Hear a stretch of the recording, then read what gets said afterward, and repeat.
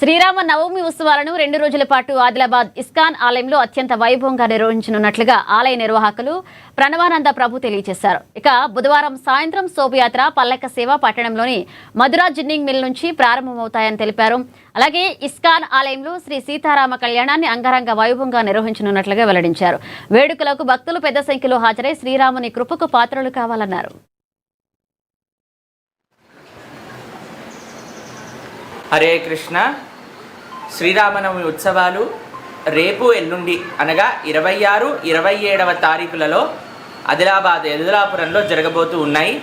26 సాయంకాలం పూట అనగా రేపు సాయంత్రం 5 గంటల నుంచి అద్భుతమైన పల్లకి ఉత్సవం మథురా జిన్నింగ్ నుంచి ప్రారంభం అవ్వబోతుంది.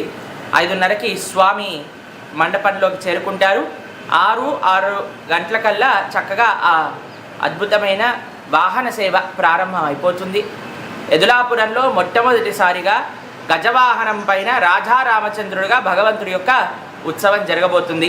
ఎల్లుండి అనగా శ్రీరామనవమి 27వ తారీఖున ఇక్కడ మన ఇస్కాన్ మందిర్ రాంపూర్ రోడ్లోని ముంబై జిన్నింగ్లో మన ఏసీ హాల్లో చక్కగా ప్రశాంతంగా స్వామిని దర్శించి సేవించి కళ్యాణోత్సవాన్ని మనం చూడొచ్చు.